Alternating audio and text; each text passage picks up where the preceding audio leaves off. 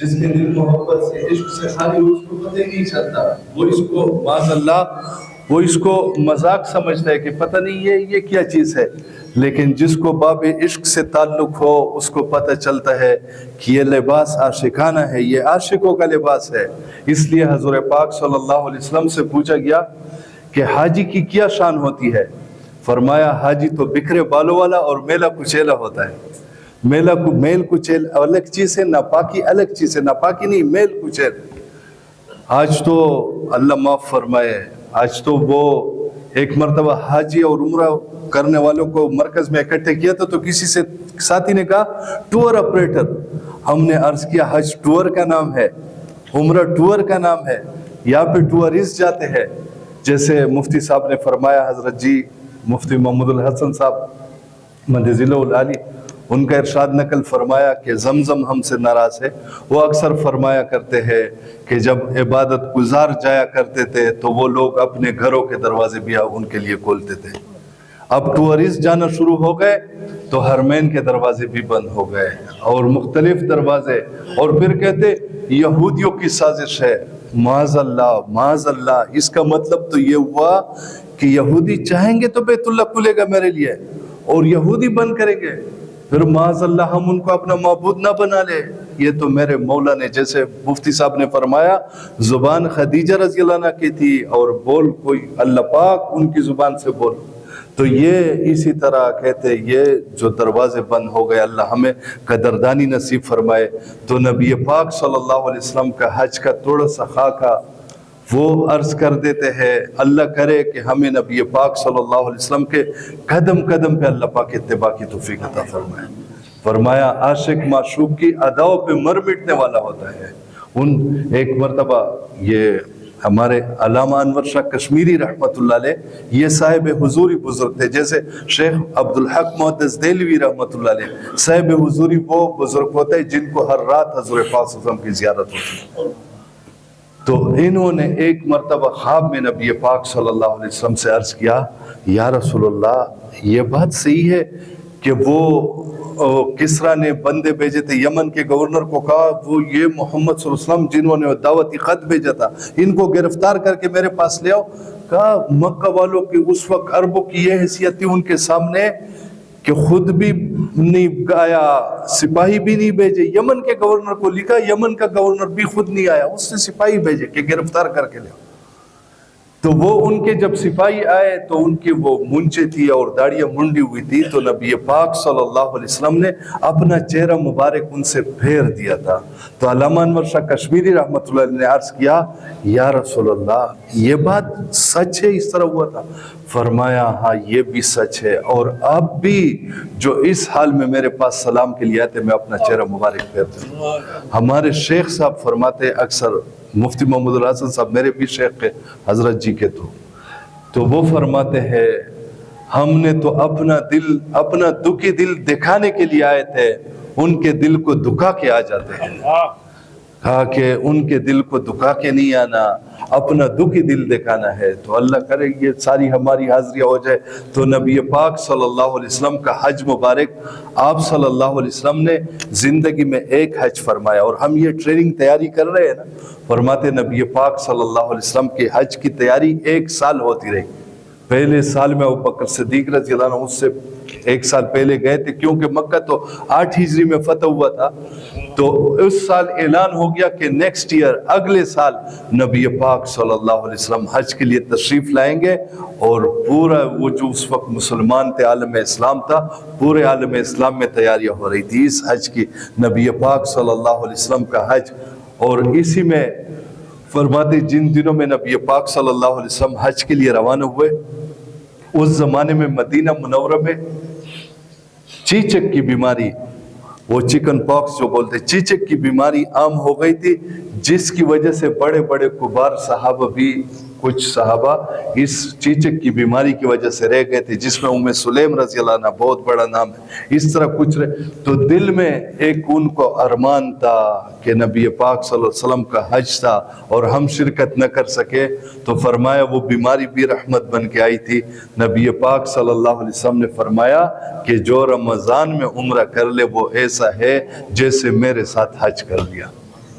تو یہ رمضان میں صرف ان کو نہیں فرمایا، قیامت تک کے لیے کوئی زمانہ مخصوص نہیں، جو رمضان میں عمرہ کر لے ایسا ہے جیسے نبی پاک صلی اللہ علیہ وسلم کے ساتھ حج فرمایا۔ تو نبی پاک صلی اللہ علیہ وسلم مدینہ منورہ سے کس دن نکلے؟ شیخ الحدیث زکریا صاحب رحمۃ اللہ علیہ نے تو حجۃ الوداع کے اوپر پوری کتاب لکھی ہے، اس میں مختلف اقوال ہے، لیکن جو سب سے راجح قول ہے، فرماتے نبی پاک صلی اللہ علیہ وسلم نے 25 ذوالقعدہ کو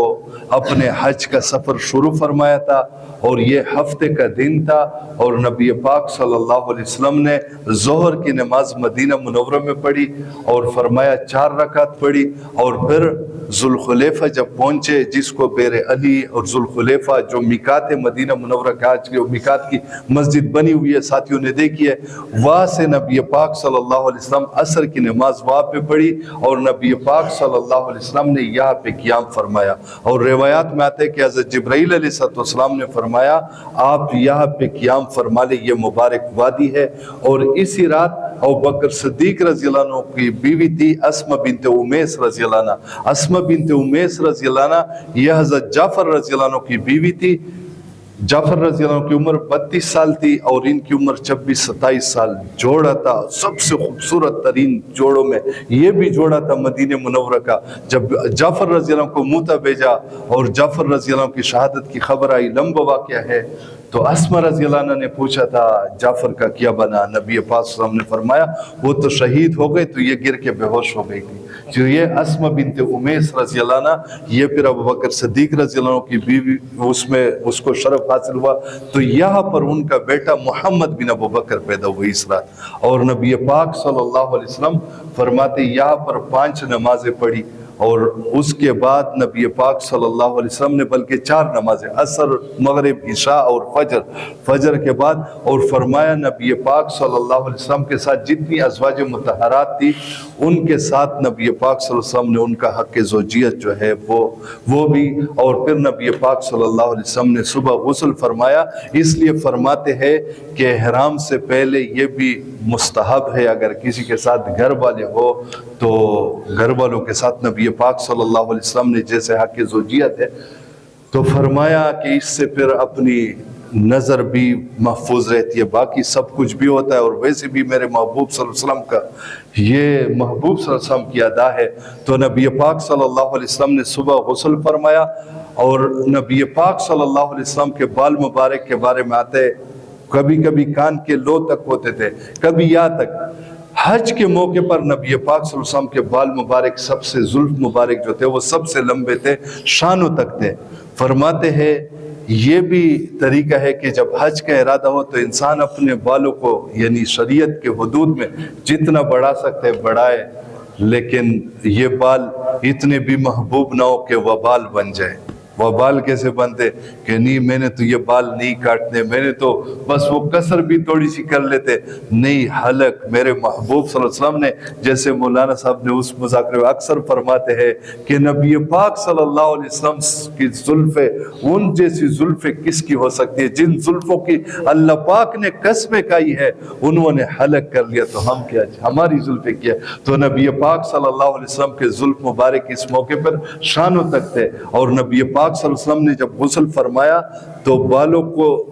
تیل اور شہد ملا کے لگایا کہ بس وہ بالکل ایک قسم کے وہ پھر ادھر ادھر نہیں ہوتے تھے۔ اور پھر نبی پاک صلی اللہ علیہ وسلم نے اس زمانے میں یہ علاقہ جو تھا وہ یمن میں تھا، آج کل مسقط میں سہارا کا علاقہ، سہارے کے علاقے کی بنی ہوئی وہ احرام کے 2 سفید چادروں میں نبی پاک صلی اللہ علیہ وسلم نے حج کا احرام باندھا، اور پھر نبی پاک صلی اللہ علیہ وسلم نے حج افراد کا تلبیہ پڑھا تو جبرائیل علیہ السلام آئے، کیونکہ جو حج کے مہینے ہوتے، حج کے مہینے شوال، ذوالقعدہ اور حج کے یہ 10 دن ذی الحجہ کے، یہ ایام حج ہے۔ ایام حج میں مشرکین مکہ ان کا یہ سسٹم چلتا تھا کہ وہ عمرہ کرنا جائز یعنی نہیں سمجھتے تھے، تو اس غلط رواج کو توڑنے کے لیے نبی پاک صلی اللہ علیہ وسلم کو جبرائیل علیہ السلام نے فرمایا اپنے حج کے احرام کے میں عمرے کی نیت بھی شامل کر لے، تو نبی پاک صلی اللہ علیہ وسلم نے حج کے ساتھ عمرہ بھی شامل کر لیا۔ یہاں پہ امام مالک رحمۃ اللہ علیہ فرماتے ہیں کہ سب سے افضل تو افراد ہے کہ اللہ کے نبی نے اس کو پسند کیا تھا، کیونکہ کہ افراد یہ تو اس رسم کو توڑنے کے لیے عمرہ شامل کر دیا۔ یہاں پہ دیکھیں یہ محدثین کا اختلاف، اللہ رب العزت نے یہ اختلاف اگر یہ تو ہمارے امام ابو حنیفہ صاحب رحمۃ اللہ علیہ یہاں پہ فرماتے کہ نہیں، اللہ پاک نے اپنے محبوب کو اس سے افضل چیز عطا کر دی قران، اور آپ نے ایک ہی حج کیا تو وہ قران تھا، اس لیے قران سب سے افضل ہے۔ اور مکہ مکرمہ جب نبی پاک صلی اللہ علیہ وسلم پہنچے تو صحابہ کرام میں 3 قسم کے لوگ تھے، ہر ایک کو آپشن تھی، ہر ایک کو آزادی تھی، کوئی افراد کرنا چاہے، کوئی قران کرنا چاہے، کوئی تمتع کرنا چاہے۔ تو حضرت فاطمہ رضی اللہ عنہ کا احرام جو تھا وہ تمتع کا تھا، اور علی رضی اللہ عنہ یمن سے آئے تھے، یمن کے لوگوں کی تبلیغ کے لیے، ان کو اصلاح کے لیے ان کے پاس بھیجا تھا۔ تو علی رضی اللہ عنہ وہاں سے چل کے آئے۔ اس زمانے میں موبائل اور یہ ٹیلی فون یہ چیزیں تو تھی نہیں، کمیونیکیشن تھی نہیں۔ تو علی رضی اللہ عنہ جب آئے تو فاطمہ رضی اللہ عنہ عمرہ کر چکی تھی، حلال ہو چکی تھی، اور خوشبو لگائی، تیل لگائی۔ علی رضی اللہ عنہ ناراض ہوئے کہ آپ کیسے احرام میں؟ تو انہوں نے عرض کیا ہمیں تو اجازت ہے۔ تو علی رضی اللہ عنہ اسی طرح غصے میں بھرے ہوئے نبی پاک صلی اللہ علیہ وسلم کے پاس گئے اور عرض کیا یا رسول اللہ آپ نے فاطمہ رضی اللہ عنہ کو اجازت دی؟ تو نبی پاک صلی اللہ علیہ وسلم نے جب ان کو دیکھا فرمایا ہاں میں نے اجازت دی۔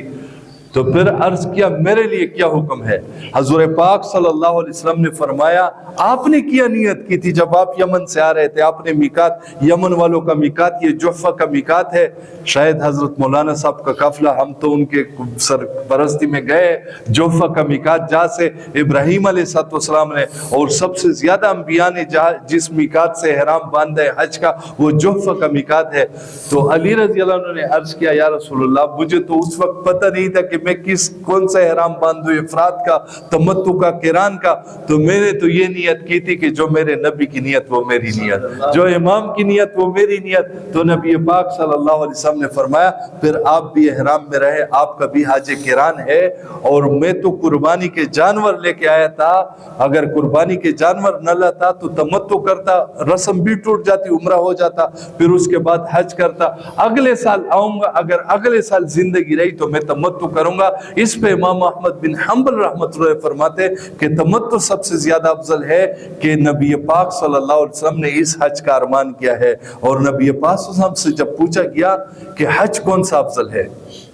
فرمایا حج کی شان تو بتا دی کہ بکرے بالوں والا، میلا کچیلا، فرمایا حج کون سا افضل ہے؟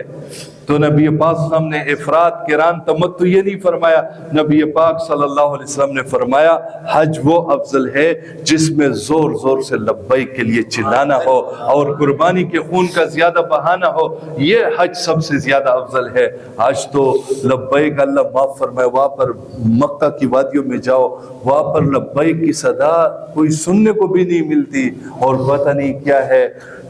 لبیک کے لیے تو وہ کہتے لبیک لبیک کا ترانہ یہ حاجی کا ترانہ ہے۔ تو آج تو پیکج پہ لڑائی ہوتی ہے، آج تو اللہ معاف فرمائے ٹورسٹ آتے، میں اپنی بات کرتا ہوں آپ کی نہیں، آپ تو بڑے لوگ ہیں، ہمارا تو بیان ہوتا ہے اپنے اندر کی بات، اپنی بات عرض کرتے۔ آج کل وہ حج والے کارگزاری، پہلے کارگزاریاں ہوتی تھی کہ میں نے اس طرح مسجد حرام میں ایسی نمازیں پڑھی اور اللہ پاک کے دیدار کے جلوے دیکھے، جیسے ایک بزرگ کا حضرت نے نام لیا جار اللہ، اللہ کا پڑوسی، اتنی عبادت کی کہ لوگوں نے اس کو جار اللہ کہا۔ اور فرماتے ہیں فضیل بن عیاض رحمت اللہ علیہ، اتنی عبادت کی کہ مکہ کے لوگوں نے آپ کو عابد الحرمین کا لقب دے دیا، حرمین کی عبادت کرنے والا۔ آج کل تو پیکج پہ لڑائی ہوتی ہے اور کہتے وہ میرا گروپ سب سے اچھا، ہم بڑے وی آئی پی اس مکتب میں تھے۔ کیسے؟ کام شیطانوں کے زیادہ قریب تھے، شیطانوں سے تو دور رہنا چاہیے، شیطانوں تو پیکج پہ لڑائی ہے۔ تو بہترین حج یہ ہے جس میں زور زور سے لبیک کے لیے چلانا اور قربانی کے خون کا زیادہ بہانا۔ تو بہرحال نبی پاک صلی اللہ علیہ وسلم نے ذوالحلیفہ سے حج کا احرام باندھا، اور نبی پاک صلی اللہ علیہ وسلم یہاں سے روانہ ہوئے، 25 تاریخ کو ذوالحلیفہ پہنچے تھے، 26 کی رات یہاں پہ گزاری۔ پھر نبی پاک صلی اللہ علیہ وسلم اگلا جو پڑاؤ تھا، یہ جو بدر کی طرف جاتے ہوئے یہ روڈ اس میں آتے، نئے روڈ میں یہ علاقہ نہیں آتا، اگلا جو سٹیشن تھا نبی پاک صلی اللہ علیہ وسلم نے دوسری رات جو گزاری وہ ملل میں گزاری۔ ملل یہ 16 میل کے فاصلے پر ہے مدینہ منورہ سے۔ یا پہ نبی پاک صلی اللہ علیہ وسلم نے حجامہ کیا ہے، اور یا پہ ایڑیوں پہ نبی پاک صلی اللہ علیہ وسلم نے وہ اس کو وہ کیا بولتے وہ حجامہ کے لیے وہ جونگ جو لگاتے، تو نبی پاک صلی اللہ علیہ وسلم نے یا پہ حجامہ کیے، پچنے لگوائے تھے۔ یہاں پر ہم اکثر ساتھی پوچھتے نا، کسی کو زخم لگ جاتا ہے، دان سے خون نکلتا ہے، کہتے مجھ پہ دم تو نہیں آیا، خون نکلنے سے دم نہیں آتا۔ نبی پاک صلی اللہ علیہ وسلم نے احرام کی حالت میں حجامہ کیا ہے، نبی پاک صلی اللہ علیہ وسلم نے ملل پہ پچنے لگوائے تھے، تو نبی پاک صلی اللہ علیہ وسلم نے اس سے اگلی رات روحا پہ گزاری ہے۔ یہ بیر الروحا وہاں پہ آج بھی موجود ہے، ابھی تو وہ مسجد نئی بن گئی، بڑی وسیع مسجد ہے۔ فرمایا یہ مقدس وادی ہے جہاں پہ 70 نبیوں نے نماز پڑھی، اور نبی پاک صلی اللہ علیہ وسلم جب ابو سفیان کے قافلے کو گرفتار کرنے کے لیے، پہلے تو اس کا قافلہ بدر سے پہلے ان کے قافلے کے لیے لوگ وہ انصار مدینہ اور مہاجرین نکلے تھے، بعد میں پھر بدر، تو یہاں پر نبی پاک صلی اللہ علیہ وسلم نے پڑاؤ ڈال کے 2 صحابی حضرت بسبس رضی اللہ عنہ اور حضرت عدی رضی اللہ عنہ، ان کو جاسوسی کے طور پہ وہاں پر بھیجا کہ دیکھ پتہ چلا لے ابو سفیان، تو یہاں پر نبی پاک صلی اللہ علیہ وسلم نے پڑاؤ ڈالا تھا بدر کے موقع پر بھی، اور یہاں پر نبی پاک صلی اللہ علیہ وسلم نے رات گزاری، اور نبی پاک صلی اللہ علیہ وسلم اور فرماتے یہاں پہ 70 انبیاء نے نمازیں پڑھی ہے آج بھی۔ تو یہ مسجد الروحا یہ مدینہ منورہ کی زیارت کے لیے، جب وہ بدر کی زیارت کے لیے لوگ آتے ہیں تو بیچ میں یہ راستہ آتا ہے، تو روحا پہ یہاں پر ایک یہ ایسا ہوا کہ یہاں پر ایک نیل گائے آئی، زخمی نیل گائے تھی، اب جب نیل گائے دیکھی وہ تیر لگا ہوا تھا، زخمی تھی، تو نبی پاک صلی اللہ علیہ وسلم نے روکا صحابہ کرام کو کہ احرام کی حالت میں شکار کرنا جائز نہیں ہے، تو اسی میں قبیلہ بحث کا شخص تھا، وہ احرام میں نہیں تھا، وہ محرم نہیں تھا، تو انہوں نے وہ ذبح کر کے کہا یہ تو میں نے شکار کی تھی، انہوں نے ذبح کر کے پھر چونکہ شکار اس نے کیا تھا تو وہ کھلا سکتا تھا، تو پھر نبی پاک صلی اللہ علیہ وسلم نے اس کا ہدیہ قبول کیا، اور ابوبکر صدیق رضی اللہ عنہ نے اس گائے کا گوشت پورے لشکر پہ تقسیم کر دیا تھا۔ پھر نبی پاک صلی اللہ علیہ وسلم نے اگلی رات جو گزاری، فرمایا وہ روحا کے بعد نبی پاک صلی اللہ علیہ وسلم عصایہ میں رات گزاری، عصایہ میں جو رات گزاری وہاں پر ایک ہرن آئی، وہ بھی زخمی تھی، تو اس کا کوئی مالک نہیں تھا، تو نبی پاک صلی اللہ علیہ وسلم نے ایک صحابی کو کھڑا کر کے کہ کوئی اس سے تعرض نہ کرے کیونکہ احرام میں ہے، کہ صحابہ کرام گزر گئے اور ہرن ادھر چلی گئی، تو یہاں پر چونکہ اس کا مالک نہیں تھا تو نبی پاک صلی اللہ علیہ وسلم نے یہاں پہ عصایہ اور ارج میں اگلی رات ارج میں گزاری۔ ارج میں نبی پاک صلی اللہ علیہ وسلم اور ابوبکر صدیق رضی اللہ عنہ یہ دونوں کا سامان ایک اونٹنی پہ تھا، اور نبی پاک صلی اللہ علیہ وسلم کے زمیل تھے، جس کا سامان آپ کے ساتھ شامل ہو جائے تو وہ زمیل، تو ابوبکر صدیق رضی اللہ عنہ اور حضور پاک صلی اللہ علیہ وسلم کا جتنا وہ زاد رات تھا، وہ سامان تھا، وہ ایک اونٹنی پہ تھا، اونٹنی ان کی گم ہو گئی، تو ابوبکر صدیق رضی اللہ عنہ کے غلام سے وہ گم ہو گئی تھی، تو ابوبکر صدیق رضی اللہ عنہ کو اپنے غلام پہ ناراض ہو رہے تھے، تو نبی پاک صلی اللہ علیہ وسلم نے فرمایا اس احرام والے کو دیکھو، احرام کی حالت میں غصہ کر رہا ہے۔ اور پھر اس میں حضرت فضالہ اسلمی رضی اللہ عنہ جب پتہ چلا کہ اللہ کے نبی کا وہ سامان تو گم ہو گیا جس پہ سارا، تو وہ حلوے قسم کی چیز بنا کے لے آئے، وہ نبی پاک صلی اللہ علیہ وسلم کو کھلائے۔ اسی میں پھر ایک صحابی ہے صفوان بن معطل رضی اللہ عنہ جو ساقہ پہ مقرر ہوتے تھے، ساقہ پہ وہ ہوتا ہے جو پیچھے کسی کی وہ ہوتی ہے کہ وہ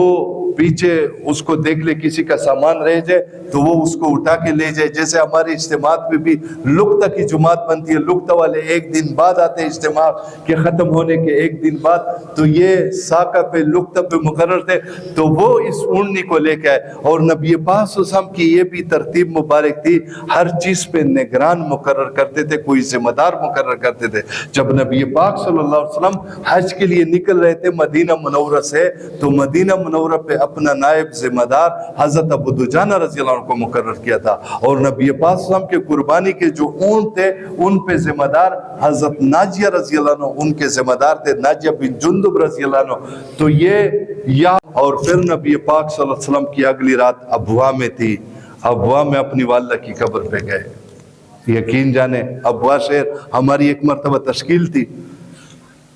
تو ابوا شہر میں گئے۔ ابوا شہر ایک سائٹ پہ ہے، یہ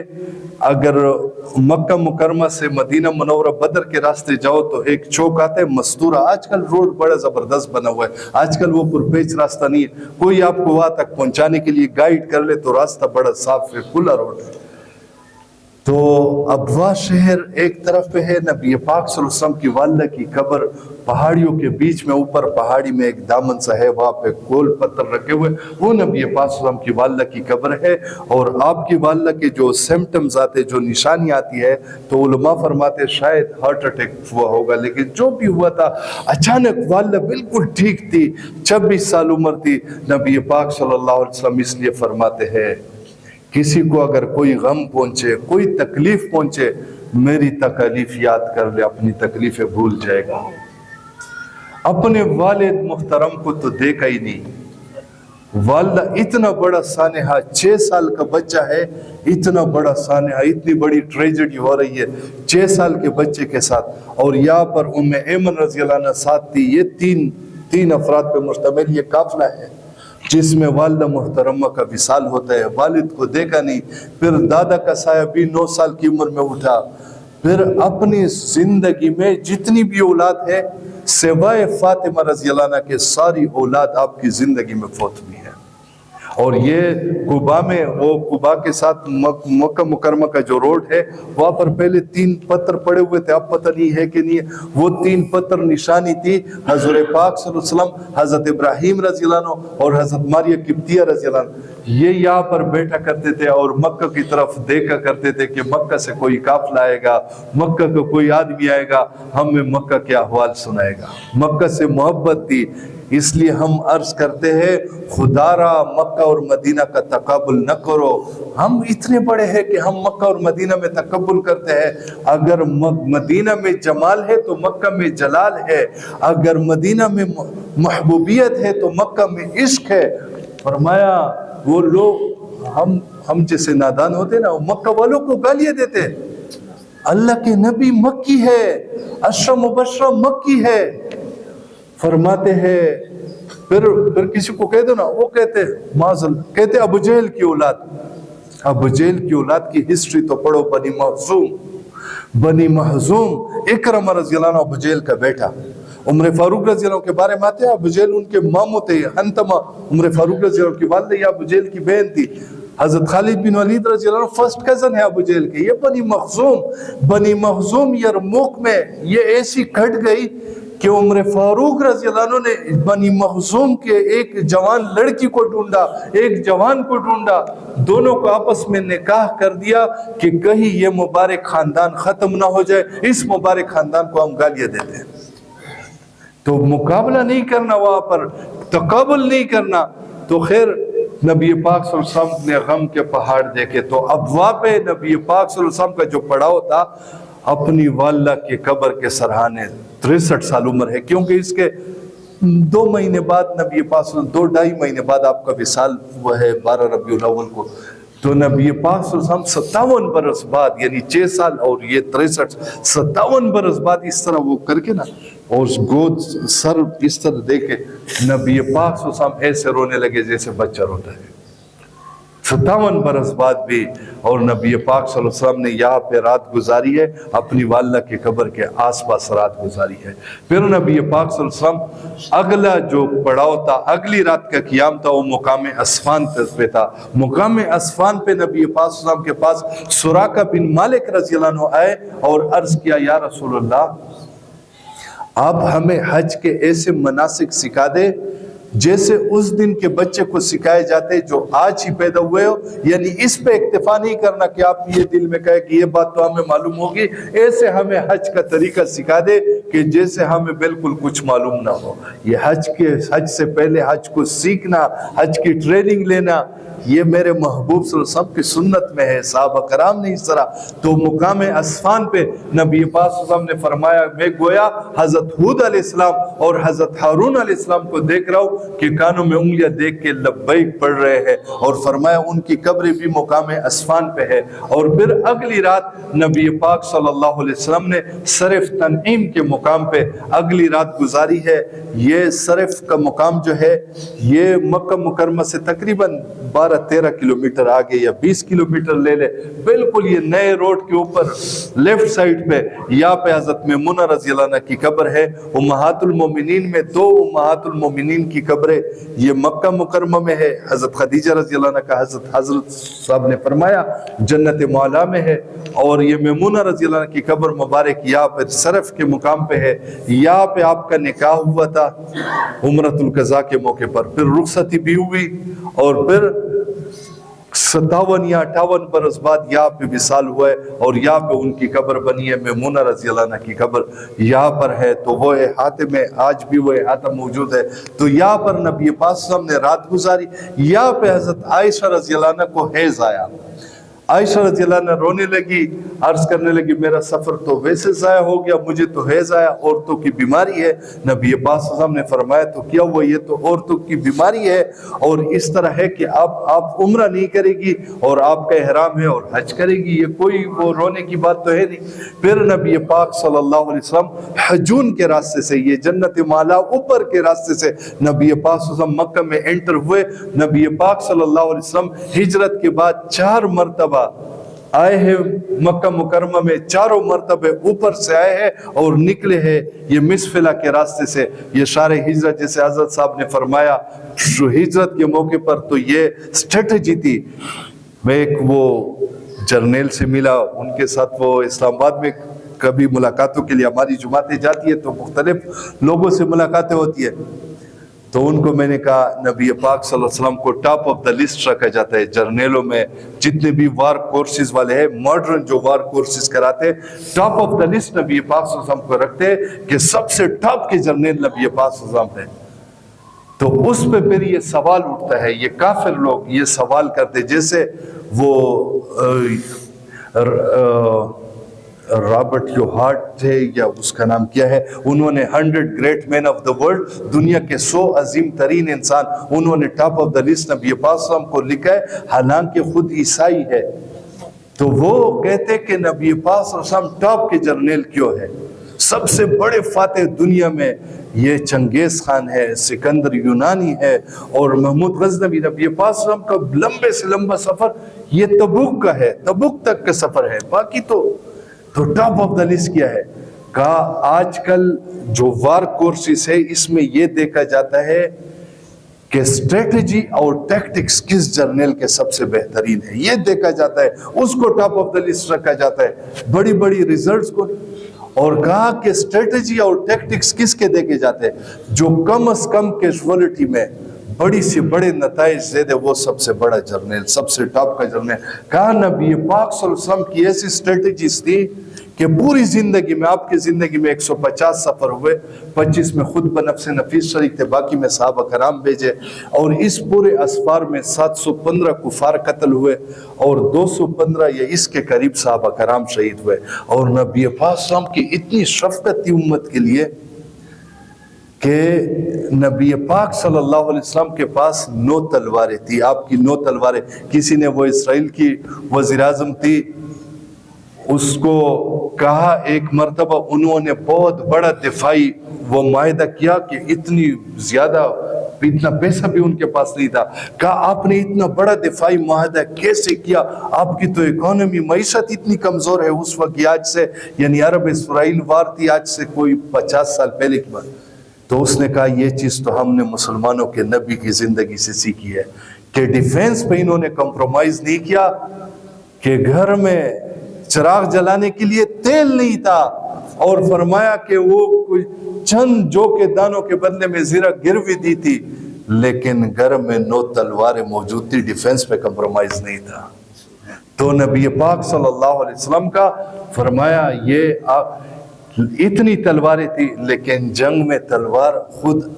ओहद में अपनी तलवार अबू दुजाना रज़ियल्लाहु अन्हु को दी कि मेरी तलवार का हक आप अदा करोगे। और वो ओहद में जब उमैया बिन खल्फ आ रहा था तो दूसरे के हाथ से बर चलिया, खुद नहीं। वजह क्या थी कि जो नबी को कत्ल करे या नबी के हाथ से कत्ल हो जाए उसको सबसे ज्यादा अज़ाब होगा। नबी पाक सल्लल्लाहु अलैहि वसल्लम उन लोगों के लिए भी इतना शफकत का जज्बा है जो जंग पे आए हुए हैं कि ये बदबख्त मुकाबले पे तो आए हैं, लेकिन मेरे हाथ से कत्ल ना हो जाए, इनके भी अजाब में तखफीफ हो।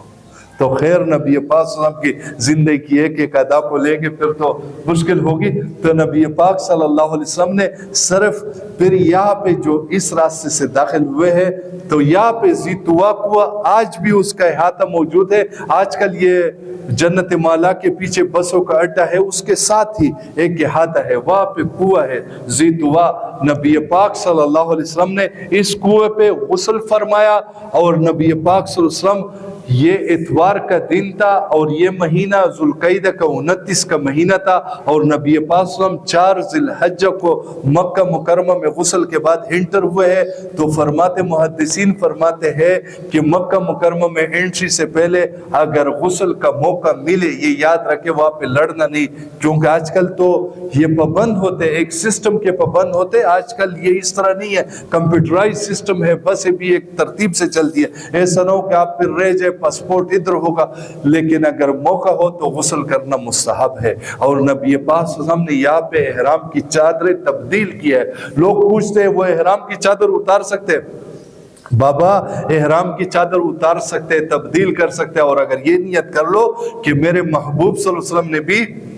احرام کی چادریں تبدیل کی ہے تو میں بھی احرام کی چادریں تبدیل کرتا ہوں، لیکن خوشبو نہیں لگانی، خوشبو والا صابن نہیں لگانا. یہ جہاز میں بھی وہ ویٹ ٹیشو ملتے ہیں، ویٹ ٹیشو ہوتے وہ کھانا کھانے کے بعد ویٹ ٹیشو، یہ ویٹ ٹیشو کو خوشبو لگی ہوتی ہے، اس ویٹ ٹیشو کو استعمال نہیں کرنا. یہ نہ ہو کہ ہم کہیں یہ بھی دیکھ لو، ہر چیز دیکھنے کا ہوتا ہے، وہ ٹیشو ہاتھ کو نہیں لگانا، وہ خوشبو والے ٹیشو ہوتے ہیں. تو بہرحال نبی پاک صلی اللہ علیہ وسلم یہ چاش کا وقت تھا اور نبی پاک صلی اللہ علیہ وسلم مکہ مکرمہ میں انٹر ہوئے ہیں اور باب بنو شیبہ، یہ صفا مروہ کی سعی کے درمیان کچھ ابواب ہے، اس میں ایک دروازہ ہے باب بنی شیبہ. نبی پاک صلی اللہ علیہ وسلم باب بنی شیبہ سے داخل ہوئے اور نبی پاک صلی اللہ علیہ وسلم کی اونی جو تھی کسوا اونی پہ سوار تھے. مدینہ منورہ سے کسوا اونی کو عمرے کا طواف اپنے پیدل کیا ہے اور اپنی اونی باہر ٹہرائی. نبی پاک صلی اللہ علیہ وسلم پیدل چل کے آئے اور پھر نبی پاک صلی اللہ علیہ وسلم نے حجر اسود کا بوسہ لیا اور حجر اسود کے اوپر وہ ماتھا لگا کے اس طرح. نبی پاک صلی اللہ علیہ وسلم نے جب پیچھے دیکھا تو عمر فاروق رضی اللہ عنہ کھڑے تھے. تو یہ عمر فاروق رضی اللہ عنہ، جیسے حضرت نے فرمایا کہ عمر فاروق رضی اللہ عنہ ایک مرتبہ وہ طواف کر رہے تھے تو فرمایا اے حجر اسود کو خطاب کیا کہ مجھے پتہ ہے تو ایک پتھر ہے، نہ نفع دے سکتا ہے نہ نقصان دے سکتا ہے، اگر میرے نبی نے تجھے چھوا نہ ہوتا میں تجھے نہ چومتا. اس پہ ہمارے حضرات فرماتے ہیں ہم تو ان ہونٹوں کا بوسہ لیتے جو ہونٹ یہاں پر لگے ہیں. کہا ہم پتھر کا نہیں، ان ہونٹوں کا بوسہ لیتے جو ہونٹ یہاں پر لگے ہیں. یہ دنیا میں واحد جگہ شاید جہاں پہ براہ راست میرے محبوب صلی اللہ علیہ وسلم کے ہونٹ لگے ہیں. یہ کرامتیوں کا ایک دور تھا، کرامتی بدبخت کرامتیوں نے حجر اسود لے گئے تھے، 25 سال تک حجر اسود نہیں تھا اور حجر اسود کو پھر یہ اس کے 8 ٹکڑے ہیں. تو پھر دوبارہ وہ بڑا وہ لمبا اس کی ہسٹری ہے. تو حجر اسود کو دوبارہ جب لینے کے لیے گئے بہت زیادہ پیسے دے کے، تو پھر ایک بہت بڑے محدث کو لے گئے جو ایگریمنٹ تھا کہ ٹھیک ہے اتنے پیسے دے کے ہم آپ کو حجر اسود دوبارہ دیتے، نصب کر لے.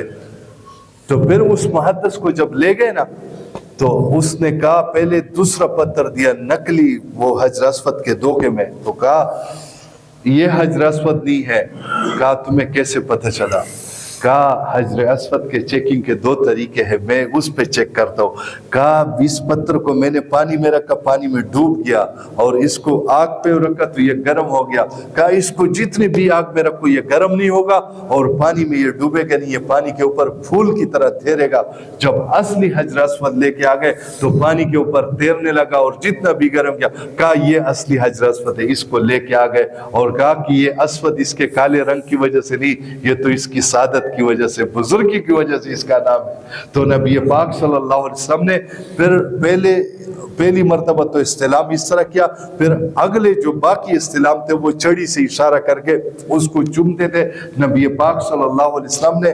پھر یہاں پر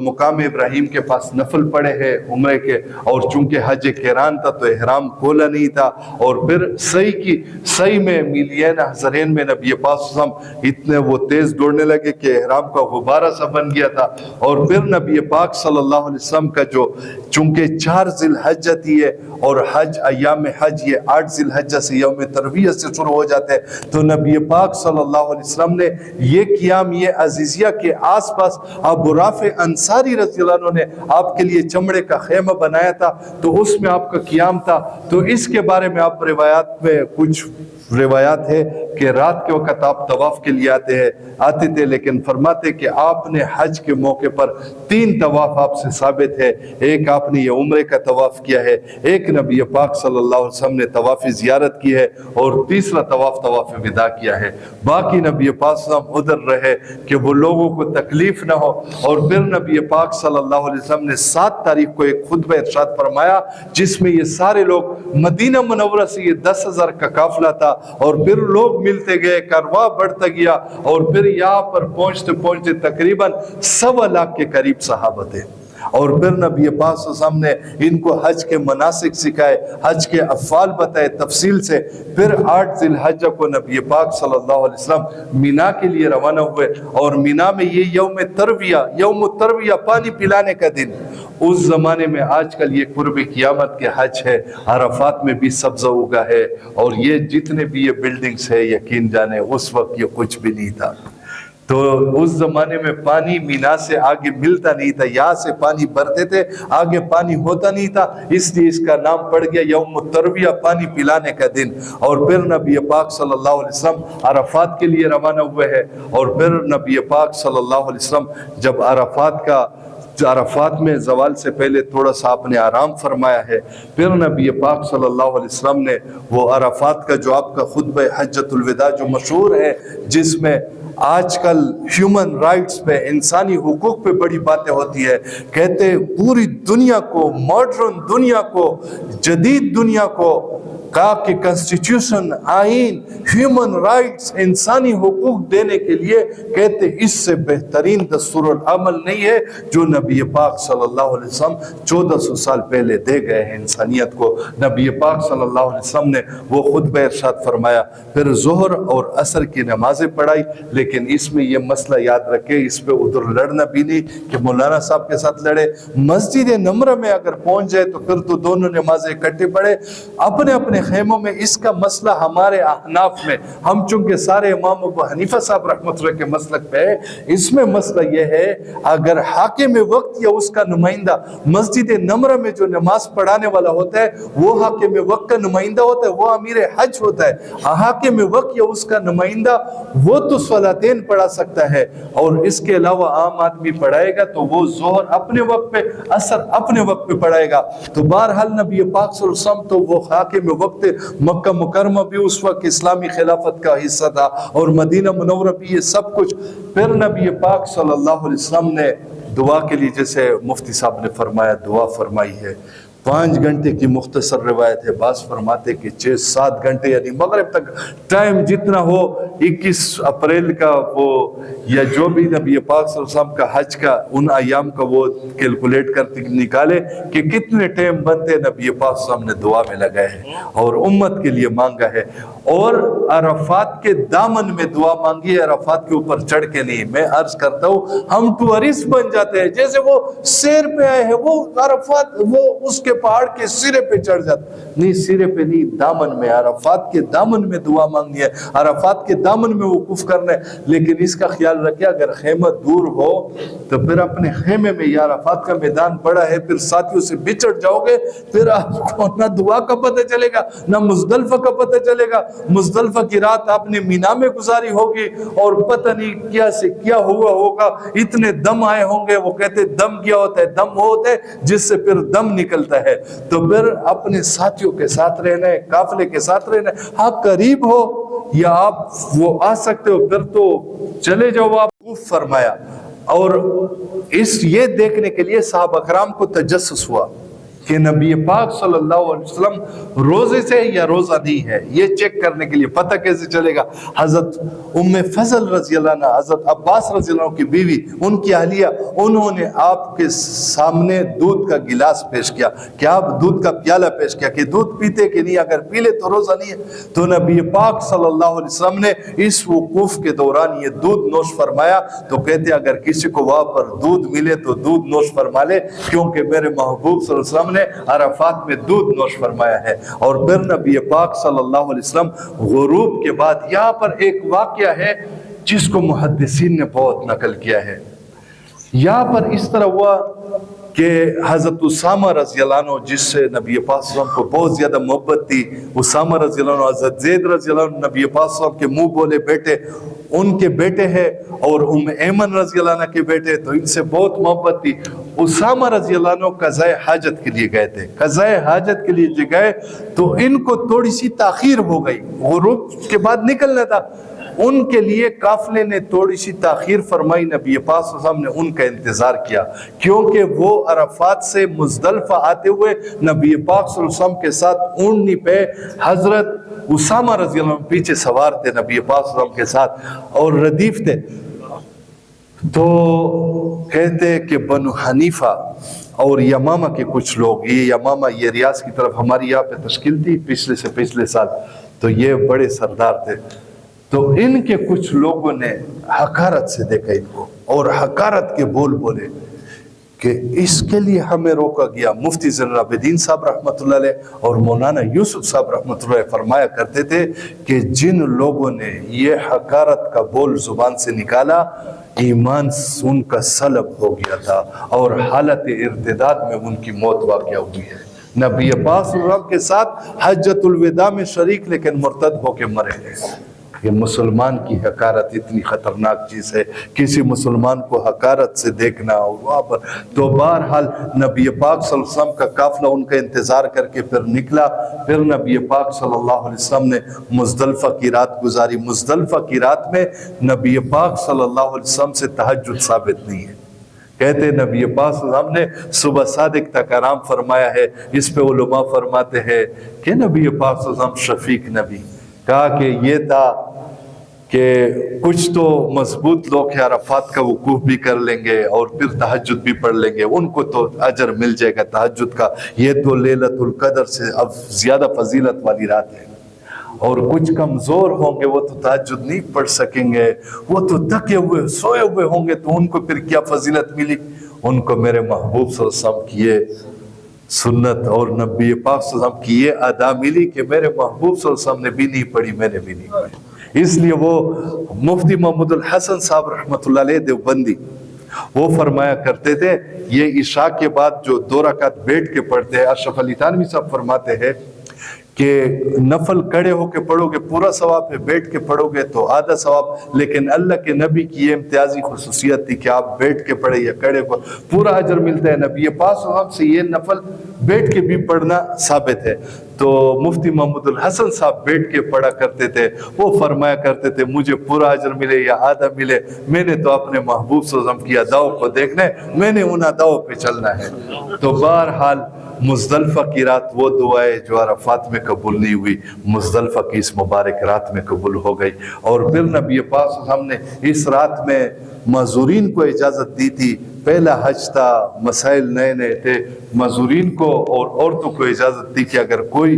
جمرات کے لیے رات کو نکلنا چاہے تو امہات المومنین میں 3 امہات المومنین رات کو نکلی تھی، ام حبیبہ رضی اللہ عنہ، غالباً حضرت سودہ رضی اللہ عنہ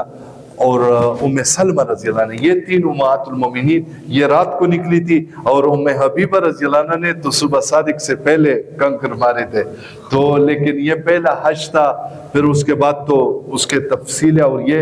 تو اس کے بعد نبی پاک صلی اللہ علیہ وسلم اونٹنی پہ سوار تھے، اور آپ کے اونٹنی کی لگام جو تھی यह हज़रत बिलाल रज़ी अल्लाह ने पकड़ी थी। और इस मौके पर मुज़दलिफ़ा से मीना आते हुए आपके पास जो रदीफ थे, पीछे जो बैठे हुए थे, वो हज़रत फ़ज़ल बिन अब्बास रज़ी अल्लाह अन्हु है। और हज़रत फ़ज़ल बिन अब्बास रज़ी अल्लाह का एक वाक़या है जो मुहद्दिसीन ने इसको भी नोट किया, इसको भी बयान किया। अल्लाह पाक इन उलमा, इन मुहद्दिसीन के कब्रों को नूर से भर दे कि नबी पाक सल्लल्लाहु अलैहि वसल्लम की एक एक अदा नकल करके हम तक पहुंचा गए। तो यहाँ पर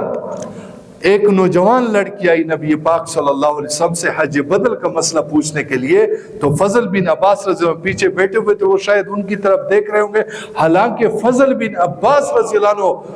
ये उन सहाबा में है, अली रज़ी अल्लाह अन्हु जो 60,000 के मुकाबले में 60 सहाबा लेके गए थे। ये कोई बड़े वो जंगजू सहाबा नहीं लेके गए थे। हालांकि इस लश्कर में आमर बिन मादी कर्ब रज़ी अल्लाह अन्हु मौजूद थे, उनको नहीं ले गए। अगर ताकतवरों को लेके जाना था तो अमर बिन मादी कर्ब जो 1000 के बराबर शुमार होते थे, पहले नाम इनका होता था, इनको 60 में भी नाम नहीं। और फजल बिन अब्बास रज़ी अल्लाह पहला नाम जो लिया ना हज़रत खालिद बिन वलीद रज़ी अल्लाह ने, वो 60,000 के फजल बिन अब्बास का नाम पुकारा गया। ये फजल बिन अब्बास, और सीना किसके साथ लगा हुआ है? अल्लाह के नबी के साथ सीना लगा हुआ है कि जिस नबी का शैतान भी मुसलमान हो चुका था। यहाँ पे तो आपके पीछे से उसकी गर्दन दूसरी तरफ कर दी। अब्बास रज़ी अल्लाह चचा थे, पूछा आपने तो अपने भाई की गर्दन मरोड़ दी थी। फरमाया मैंने देखा ये भी जवान, लड़की भी जवान थी, मैंने कहा बीच में शैतान ना जाए, मैंने गर्दन उनकी फेर दी। तो फिर मक्का में और कोई चीज रह जाती है कि हम कहते हैं सब भाई बहन है और औरतों को देखते रहो। एक बुजुर्ग थे, वो खाना काबा का तवाफ कर रहे थे, एक नौजवान को देखा वो बदनजरी कर रहा था। तो उस नौजवान को उस बुजुर्ग ने जब देखा ना, उस पे निगाह पड़ी तो उसको कहा बेटा यहाँ पे पिछली जिंदगी में जो लोगों ने गुनाह किए हैं उनकी माफी मांगने के लिए यहाँ पे आए हुए हैं। बेटा तू यहाँ पे जब गुनाह करेगा इसकी माफी मांगने के लिए कहाँ पे जाओगे? अगर खुदा की कसम अल्लाह को नाराज करके, मौलाना फारूक साहब एक मरतबा मक्का मुकर्रमा में बड़े आलिम वो मुज़ाकरा कर रहे थे, वो फरमा रहे थे कि अगर हमने तौबा न की, हमने इस्तिग़फ़ार न की, हमने अल्लाह को वहाँ पे मना न लिया, बगैर तौबा इस्तिग़फ़ार के आ गए तो कौमे आद वाले आए थे बारिश मांगने के लिए बगैर तौबा इस्तिग़फ़ार के, क्योंकि हूद अलैहिस्सलाम ने उनको फरमाया या कौम इस्तग़फ़िरू रब्बकुम सुम्मा तूबू इलैहि, ए मेरी कौम तुम इस्तिग़फ़ार करो, तौबा करो। इस्तिग़फ़ार पिछले पे निदामत, तौबा आगे की नियत। कहा ये तौबा इस्तिग़फ़ार ये मुश्किल काम है, ये हम नहीं करते, वहां पे हम चले जाएंगे दुआ मांग लेंगे बारिश। कहा कि अल्लाह के अजाब को लेके आए,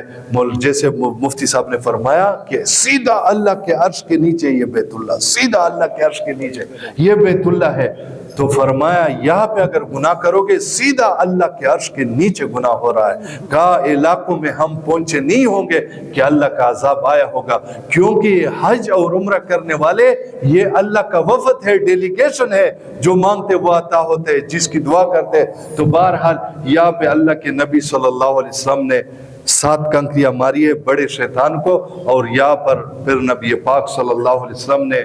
इसके बाद कुर्बानी के 100 ऊंट थे। नबी पाक सल्लल्लाहु अलैहि वसल्लम के 63 ऊंट अपनी उम्र के हिसाब से, बाकी ऊंट उम्मत के लिए। तो फरमाया उम्मत के ऊपर भी नबी का हक है कि अगर वसअत हो तो अपने नबी पाक सल्लल्लाहु अलैहि वसल्लम के लिए कुर्बानी करे। और फिर नबी पाक सल्लल्लाहु अलैहि वसल्लम अपने नाई मामर बिन अब्दुल्ला रज़ी अल्लाह के सामने बैठ गए इस तरह, और फरमाया चुरी आपके हाथ में, मजाक के तौर पे फरमाया चुरी आपके हाथ में, नबी की गर्दन आपके हाथ में, जो करना है कर लो। तो फरमाया उन्होंने पहले दाएं तरफ के बाल लिए, वो सारे अबू तलहा अंसारी रज़ी अल्लाह को मिले, और बाएं तरफ के बाल ये पूरी उम्मत में तकसीम हो गए। और यहाँ पे सामने के जो माथे मुबारक के बाल थे ये अली रज़ी अल्लाह को चंद बाल आए थे जो अपने टोपी में सिए थे, और इसके ऊपर पगड़ी बांध के जिस मैदान में गए अल्लाह पाक ने फतह दी है।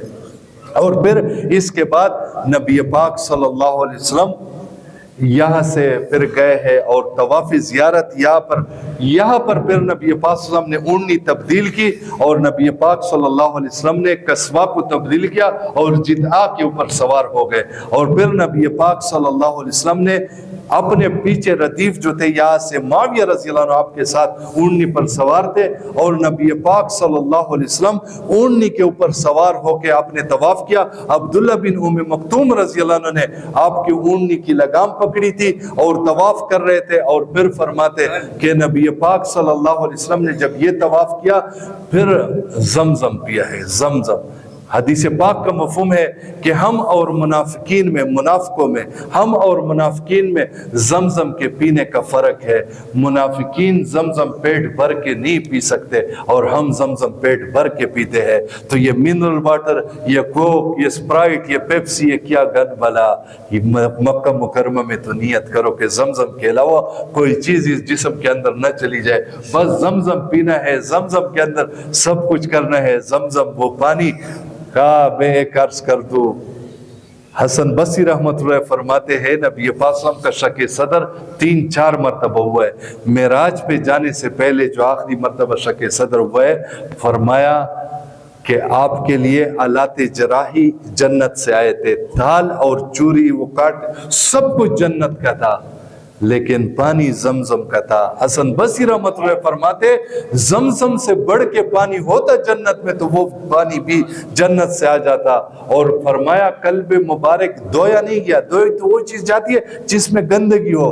डबोया गया। इस कल्ब की तासीर को उम्मत तक पहुंचाना है, इस कल्ब को डबोया गया। और नबी पाक सल्लल्लाहु अलैहि वसल्लम ने ज़मज़म पिया है, डोल में ज़मज़म खूब जो बचा। तो साहबा कराम की ये तमन्ना थी, अब्बास रज़ियल्लाहु अन्हु ने ये डोल दिया था, तमन्ना थी कि ये हमें मिल जाए और हम इसको बकिया पी ले। आपने बकिया इस कुएं के अंदर दोबारा मिला लिया।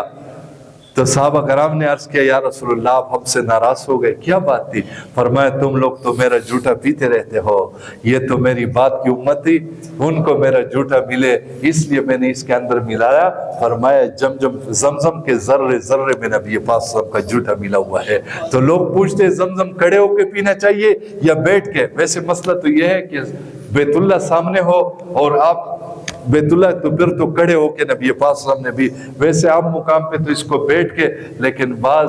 उशाक फरमाते हैं कि किसी का बचा हुआ पानी, जूठा पानी, वुज़ू का पानी ये खड़े होके पीना मुस्ताहब है। तो कहते अगर इसको ज़मज़म का पानी समझते हो तो बैठ के पियो और अगर इसको नबी का जूठा समझ के पीते हो तो खड़े होके पियो, दोनों तरीकों से। तो फिर नबी पाक सल्लल्लाहु अलैहि वसल्लम ने तवाफ़ ज़ियारत की है और फिर उससे जो ऊँटों का नबी पाक सल्लल्लाहु अलैहि वसल्लम ने 100 ऊँट ज़िबा किए, फिर हर एक ऊँट से बोटी काट के फिर उसका शोरबा बनाया और यखनी पी है। हर ऊँट को ये सादत मिली कि उसका कुछ हिस्सा नबी पाक सल्लल्लाहु अलैहि वसल्लम के जिस्म अतहर में गया है। और फिर नबी पाक सल्लल्लाहु अलैहि वसल्लम तवाफ़ ज़ियारत से फारिग होके फिर मीना में गए हैं।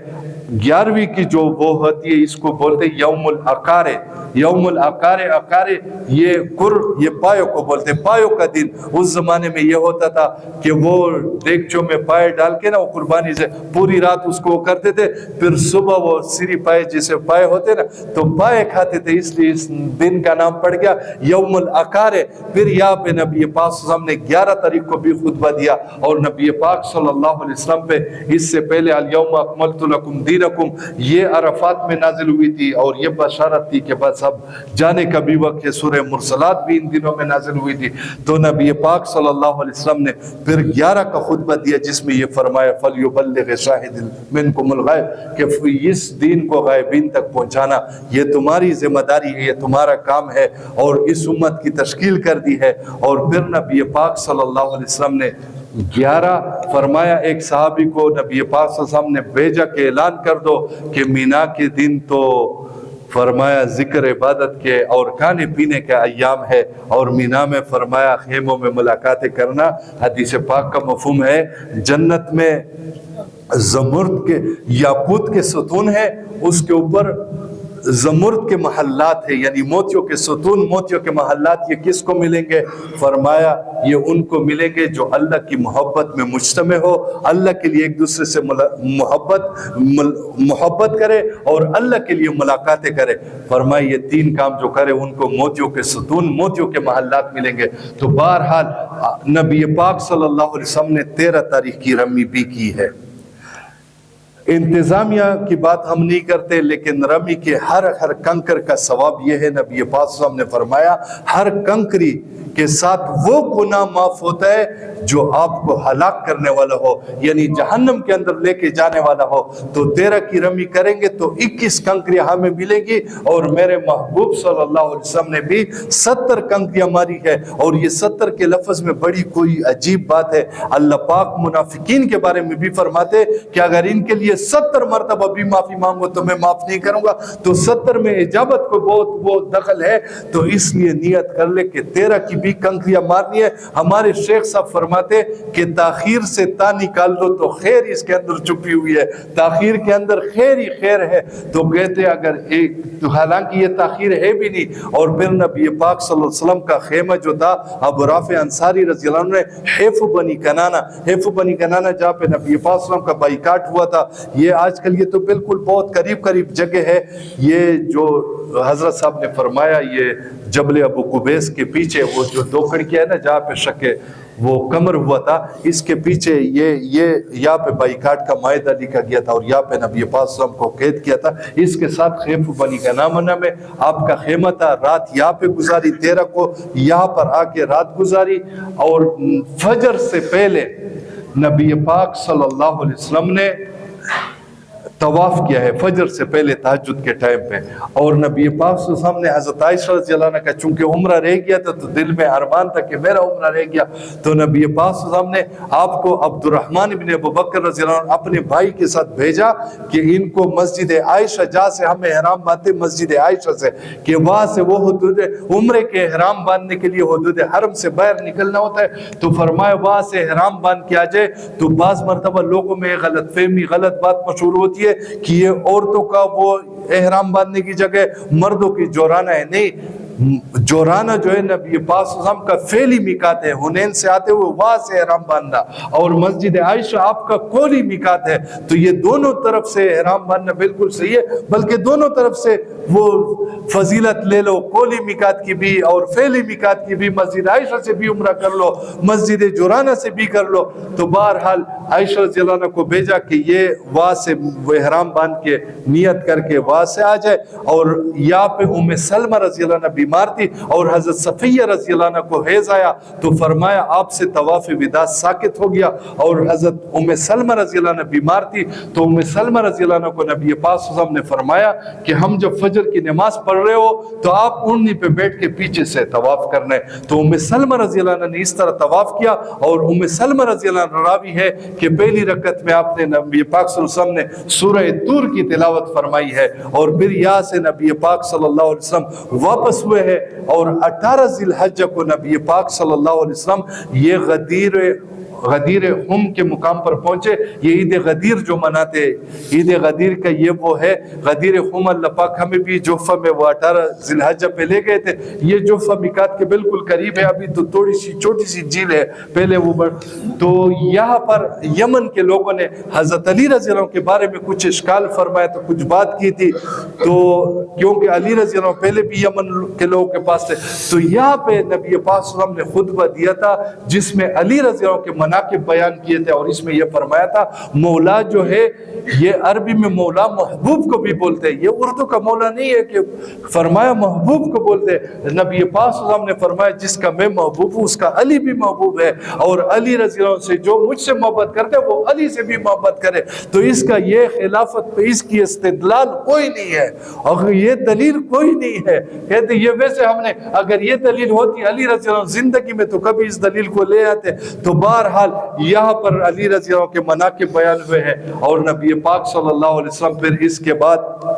مدینہ منورہ ذوالحلیفہ میں پھر رات گزاری ہے، اور پھر جب احد کو دیکھا تو فرمایا احد ہم سے پیار کرتا ہے، ہم احد سے پیار کرتے ہیں، اور پھر آئبونا تائبونا عابدونا لربنا ساجدون یہ پڑھ کے مدینہ منورہ میں داخل ہوئے۔ تو یہ نبی پاک صلی اللہ علیہ وسلم کا جو آخری حج تھا، اللہ پاک ہمیں اس کی روح نصیب کر دے، ہمیں صحیح طریقے سے فرمایا جو ایسے طریقے پہ حج کر کے آ جائے گا ایسا ہے اس گناہوں سے ایسے پاک ہو کے آئے گا جیسے اس دن پاک تھا جس دن اس کو مانے جانا تھا۔ اللہ پاک ہم سب کو قبول